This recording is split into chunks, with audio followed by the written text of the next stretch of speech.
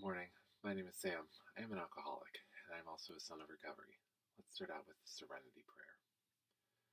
Good and gracious God, grant me the serenity to accept the things I cannot change, courage to change the things I can, and wisdom to know the difference.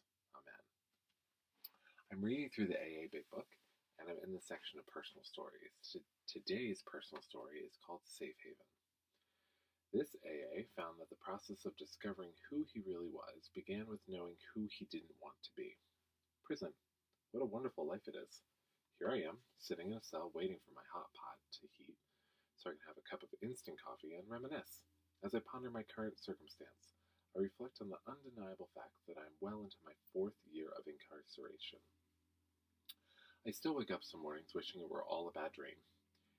I didn't grow up in a home that used alcohol, but when I took my first drink at the age of 13, I knew I would drink again. Being raised in a home founded on high moral standards didn't seem to instill any fear of consequences once I took a drink of booze. Sometimes, as I rode my bicycle around the neighborhood, I would spy a grown-up in his yard drinking beer. Returning later, when I knew he was not at home, I would break into his home to steal the golden beverage from the refrigerator. I recall too well the morning when another guy and I stole my dad's credit card and pickup truck so we could run off to California to become movie stars. We had a pistol so we could rob stores when the time came to stock up on beer, cash, and cigarettes. Before the first day of travel was over, however, I told my friend I couldn't go on any longer and needed to return home. I knew my mom and dad were climbing the walls with worry by now. My friend refused to turn back, so I let him out of the truck. I never saw him again. My parents may have recognized my behavior as some serious adolescent rebellion, but they had no idea it was fueled by the disease of alcoholism. At age 16, I got a part-time job as a disc jockey for a local radio station. Those in a position to know observed that I had a knack for this kind of work. So I dropped out of high school and started spinning records full-time. Drinking and partying went hand in hand with this job. Soon, a pattern began that lasted for many years. When the alcoholism became obvious to my employers and began to affect my job performance, I would simply resign and seek employment with another broadcasting company. I recall one day when I was doing a midday show, I realized I could not go on another minute without a drink. I put on an album and quietly walked out of the radio station unnoticed. I drove to a liquor store and bought a bottle of whiskey, got back in my car, turned on the radio, and started drinking. As I sat there listening to the song after song, the album eventually came to an end, and all you could hear was the needle scratching against the turntable. Someone at the station finally realized I was no longer at the control table room and put on another record. During my years in the broadcast industry, I worked from time to time as a radio storm chaser. It was my job to use radar information to follow the storm and spot tornadoes, hail, flooding, and storm-related hazards or damage. I would then use a cellular phone in my vehicle to give live reports over the radio while chasing the storm. One night, the storm was extremely turbulent. Our listening audience was larger than ever as I gave my live report, sounding as if I were on the front lines of a war zone. The following day, a newspaper honored our station with a nice article about the professional job we did on weather coverage. But what no one knew was that all of those professional storm reports were called in from the safety of my back patio as I ad-libbed a little better with each fresh glass of bourbon and cola. Periodically, I worked as a broadcast journalist and reported many news stories on location. I regularly drank on the job and was frequently loaded when calls came in about alcohol-related automobile accidents. There I was with the microphone in one hand and flask in the other as I jumped into the news van and rushed to the scene of an accident, just as drunk, or more so, than the one who caused it. It was inevitable that I would one day become the news, rather than just report it, by causing a serious accident as a result of my drinking. I had experienced run-ins with the law several times, for not paying fines, public intoxication, fighting, and driving while intoxicated, but nothing could compare with the time the police asked me to come downtown for questioning concerning a murder.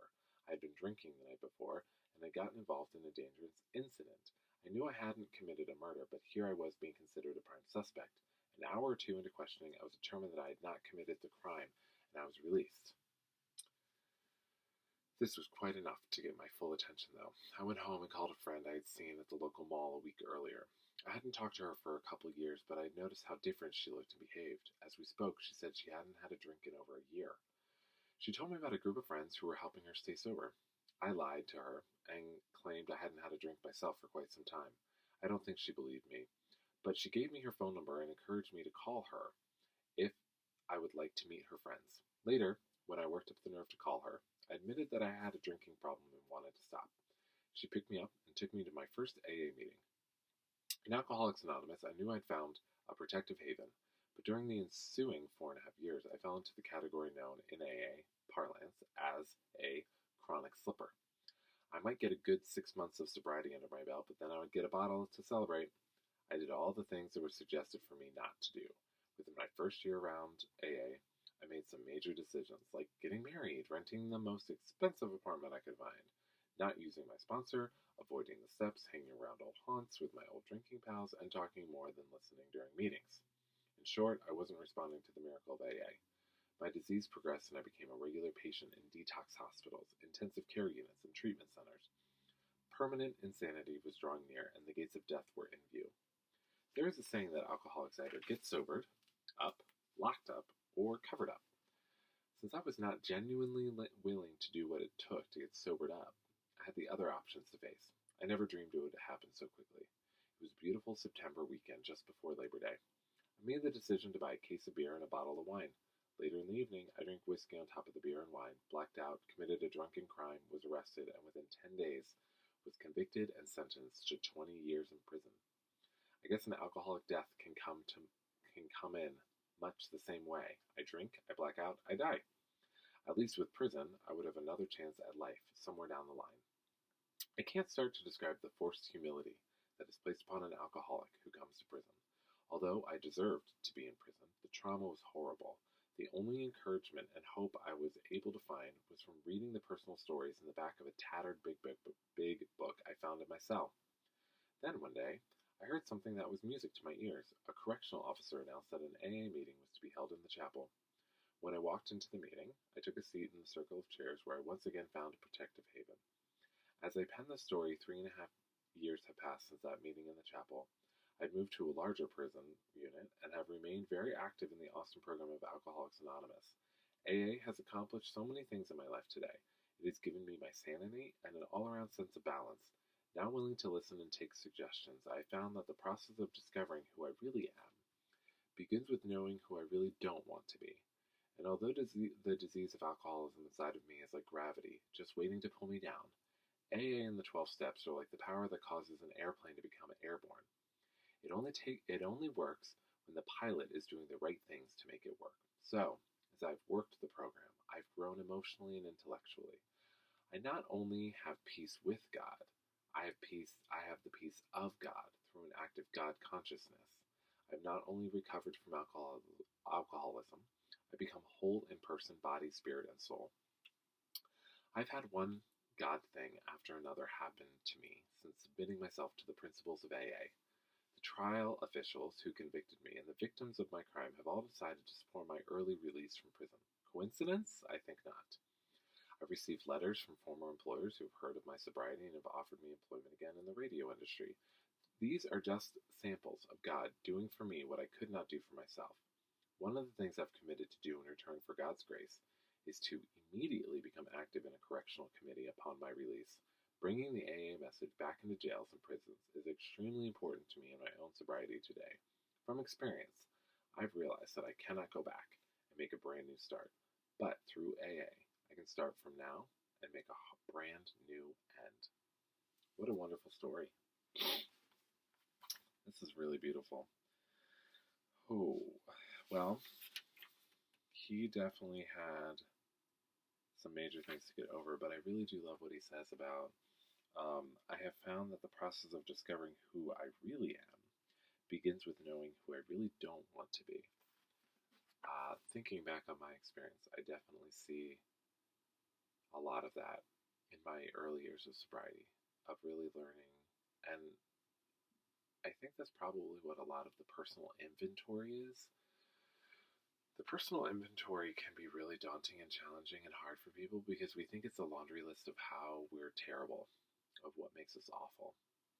And my sponsor and my therapist really reminded me that when I'm doing the personal inventory with them, it's not a laundry list of what's awful about me. It's everything. And you think of it as a store inventory. When Stores have to do inventory. They take things off the shelf. They check things. They make sure everything is okay and usable and good. Or if it's not, they get rid of it. So that is what a personal inventory is. You're going through yourself and you're looking at everything on the shelf and you're remembering certain things. You're going, oh, this still works. But anything that's not great, you take out and you get rid of it. And you let it go. And I think that's what this guy's kind of referring to, is when you start to realize who you don't want to be. Those things that you're like, I don't like that about myself, or that's not the right thing to do, or you know what, I really love that part of me, and I love investigating that. That's also something that sobriety gives you, is the ability to suddenly realize, oh my gosh, I really love that, and spend more time in it, doing it, practicing it. Like this guy found out that he had a real knack for radio, and even after sobriety, he has people coming back to him being like, "You're really good at that. I want you to do that again." One of those things that God is doing for him what he could not do for himself. So, and I enjoy some of these stories, especially when they talk about how when they don't grow up in a home that uses alcohol, or they grew up in a really wonderful, loving home. It just goes to show how the disease of alcoholism spares nobody, and it doesn't matter oftentimes what an exceptionally incredible home you could have grown up in. Later on in life, it can still rear its ugly head. For me, it didn't rear its head until really my early to mid 20s. But I was drinking unsafely even in college. So, anyways, on that note, if you have any thoughts, questions, or comments, please leave them. Blessings and peace, love, and coffee.